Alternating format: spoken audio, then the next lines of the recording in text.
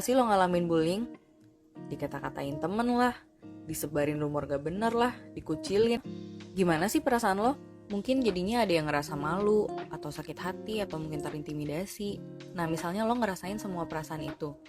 Apakah lo ngerasa nyaman di lingkungan tempat lo dapetin bullying?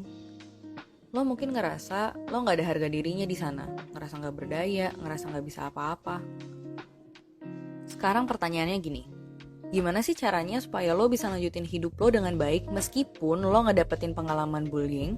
Nah, buat tahu caranya, lo wajib banget nih nonton video ini sampai akhir. Jangan lupa klik dulu tombol like dan subscribe-nya ya guys. Nah, hal pertama yang lo harus pahamin dulu adalah apa sih bullying itu?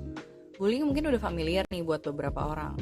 Kalau menurut berbagai sumber, bullying itu berarti segala perilaku yang merugikan, mengintimidasi, bahkan nyakitin orang lain yang dilakukan dengan sengaja dan berulang-ulang. Perlu digarisbawahi nih, kalau dilihat dari definisinya, sebenarnya bullying itu sifatnya subjektif, begitu pula dampaknya. Maksudnya subjektif tuh gimana ya? Nah, mungkin ada yang biasa aja, tapi ada yang benar-benar jadi kepikiran dan ngerasa rapuh akibat perbuatan sekecil apapun yang nyakitin dia. Contohnya, mungkin gue akan sangat sakit hati dan gak bisa tidur ketika ada yang ngata-ngatain gue di Instagram. Tapi lo mungkin ya biasa aja dengan nyinyiran itu. Next, nah terus apa sih dampak yang biasanya kejadian sama korban-korban bullying?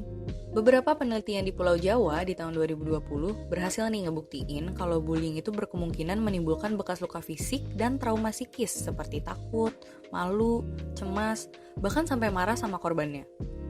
Dan ternyata dampaknya tuh bukan cuma dirasain pas proses bullying itu terjadi, tapi juga dampaknya bersifat jangka panjang loh.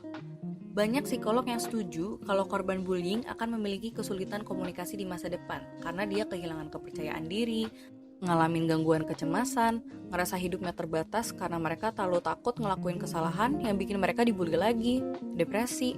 Bahkan para korban bullying juga bisa sampai di tahap dia gak punya harga diri, alias ngerasa dirinya yang gak bernilai sama sekali. Perasaan-perasaan ini yang akhirnya ngehambat korban buat beraktivitas dan ngelanjutin hidup. Akhirnya banyak banget korban bullying yang kita lihat di media jadi tumbuh sebagai orang yang isolasi diri, gak suka keluar rumah lah, kehidupan sekolah atau pekerjaan juga jadi berantakan. Gimana dong caranya biar perasaan-perasaan gak enak itu bisa hilang dari lo dan akhirnya lo bisa move on buat ngelanjutin hidup lebih baik?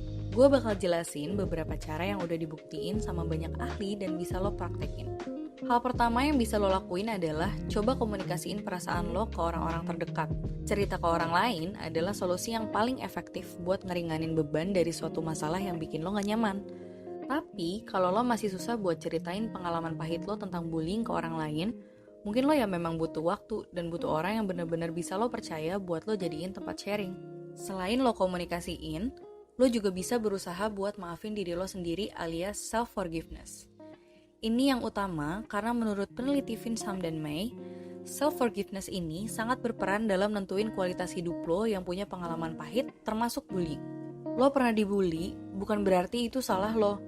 Balik lagi seperti yang udah kita bahas sebelumnya, kalau faktor penyebab bullying itu ada banyak.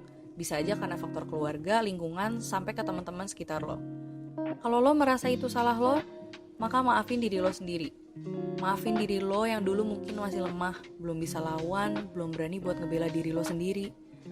Maafin diri lo yang dulu pernah ngerasa kalau gue pantas dibully soalnya gue aneh, gue gak pinter, gue gak kaya, gue gak cakep, gue gak bisa apa-apa.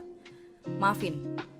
Dengan memaafkan, dengan self-forgiveness, lo bakal mulai bisa melihat diri lo dengan lebih netral dan akhirnya lo cenderung bisa lihat sisi positif atau kelebihan lo yang lain.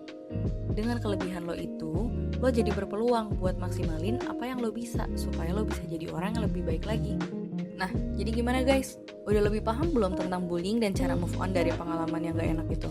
Kalau video ini ngebantu, yuk ajak teman-teman dan semua kenalan lo buat